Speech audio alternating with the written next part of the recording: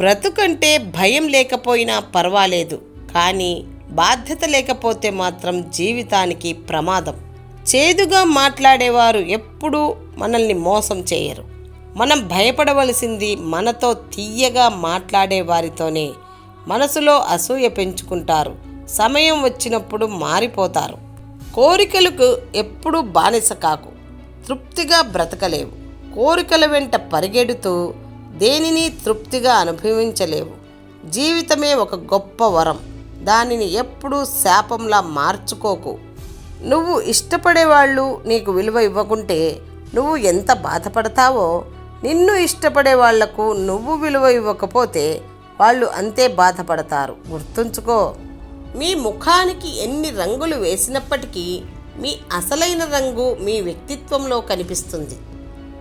మిమ్మల్ని ఎప్పుడూ పొగిడే వ్యక్తి గురించి తెలుసుకోండి, ఎందుకంటే అలాంటి వ్యక్తి చాలా ప్రమాదకరమైన వాడు. మనమంటే విలువలేని వాళ్ళ దగ్గరికి వెళ్ళి పదే పదే అవమానపడే బదులు కొన్ని బంధాలను వదిలించుకోవడమే మంచిది.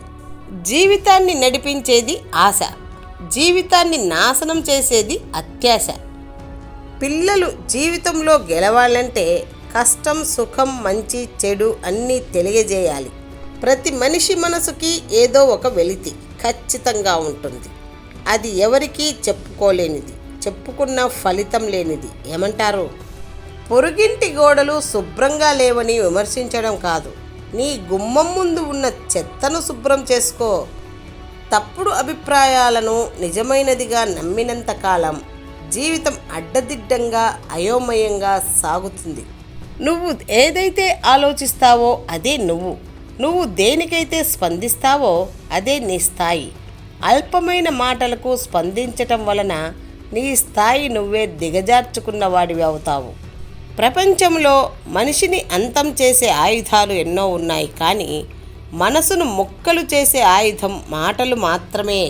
నువ్వు నేర్చుకున్న విద్య 10 మందికి ఉపయోగపడేలా చేయడం నీ బాధ్యత. చూడడానికి బాగున్నారు అని కాదు, వీళ్ళ తోడు ఉంటే మన జీవితం బాగుంటుందని అనిపించే వాళ్ళనే జీవితంలోకి ఆహ్వానించాలి. ప్రేమ, స్నేహం, డబ్బు ఈ 3 విషయాలలో మోసపోనివాడు ఈ సృష్టిలో ఉండడు.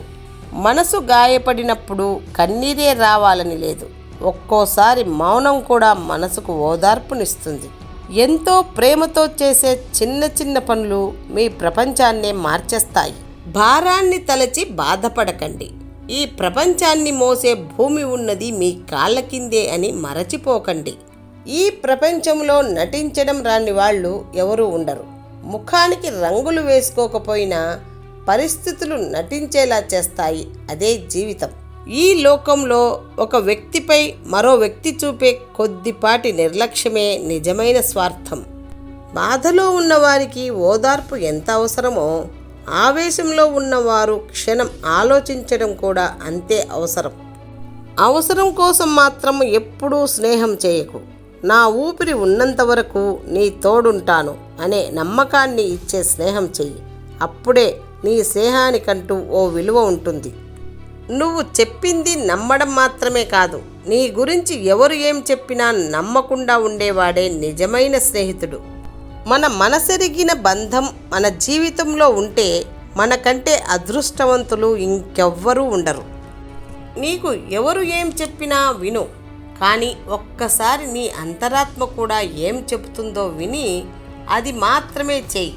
ఎందుకంటే మనస్సాక్షిని మించిన గురువు ఎవరూ లేరు. నిజంగా నిన్ను ఇష్టపడే ఆడది నీ నుంచి ఏమీ ఆశించదు. నువ్వు మాట్లాడితే చాలు అనుకుంటుంది.